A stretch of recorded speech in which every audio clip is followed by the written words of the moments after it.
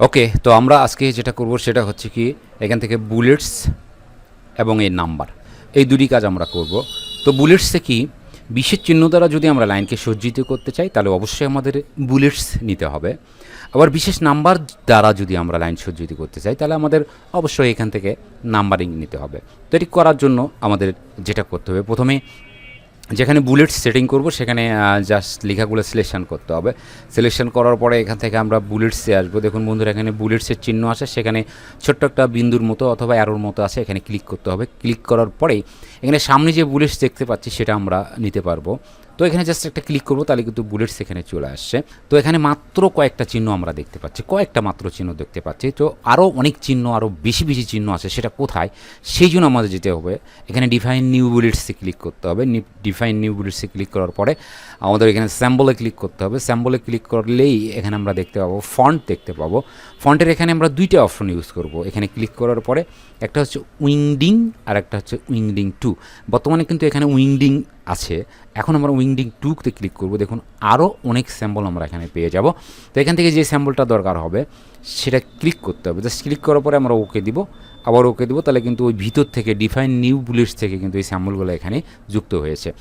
এই স্যাম্বলগুলো ইউজ করে তাহলে মাত্র কয়েকটা স্যাম্বল পাবো। আর যদি ভিতরে যায় অথবা ডিফাইন নিউ বুলেটসে যায় তাহলে কিন্তু এখানে অনেক বেশি স্যাম্বল আমরা পেয়ে যাব। এবার নাম্বারিং সেটিং করার জন্য তো যেখানে নাম্বার দেবো সেখানে ক্লিক করতে সিলেকশন করতে হবে, সেই লেখাগুলো সিলেকশন করতে হবে। করার পরে জাস্ট এখানে নাম্বার আছে, নাম্বারিং করা আছে, এর পাশেই দেখুন ছোট্ট একটা বিন্দু আছে অ্যারোর মতো, এখানে ক্লিক করব। নাম্বারিংয়ের ক্ষেত্রে কোনো ঝামেলা নেই, জাস্ট এখান থেকে যে কোনো একটা নাম্বারে আমরা ক্লিক করব, ওই নাম্বারটা কিন্তু এখানে অ্যাপ্লাই হয়ে যাবে। এরপর আমরা যেটা দেখব সেটা হচ্ছে কি, এখানে লেখা সিলেকশন করে আমরা বুলেটস এবং নাম্বার ইউজ করছি।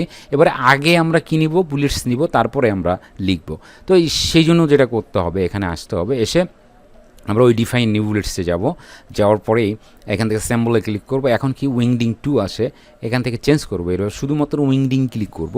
করার পরে এখান থেকে যেই স্যাম্বলটা নিয়ে আমরা লাইন সজ্জিত করব সেখানে জাস্ট ক্লিক করব, ক্লিক করে ওকে দিব, আবার এখান থেকে ওকে দিব। এবারে কিছু লিখবো, এন্টার দিব, কিছু লিখবো, এন্টার দিব।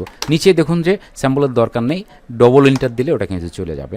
এবারে আবার আমরা চাচ্ছি যে আগে নাম্বার সেটিং করব, তারপরে আমরা লিখব। তো সেক্ষেত্রে এখানে নাম্বারিংয়ে আসতে হবে, এসে যে নাম্বার দ্বারা আমরা লাইন সজ্জিত করব সেই নাম্বারে জাস্ট ক্লিক করতে হবে, লিখতে হবে, এন্টার দিতে হবে, লিখতে হবে, এন্টার দিতে হবে। নিচেরটা দরকার নেই, আর একটা এন্টার দিব, ওটা কিন্তু এখান থেকে চলে যাবে। আশা রাখি বন্ধুরা আপনারা বুঝতে পেরেছেন। ধন্যবাদ সবাইকে। পরবর্তী টিউটোরিয়াল দেখার আমন্ত্রণ জানিয়ে আজকের মতো এখানেই শেষ করছি।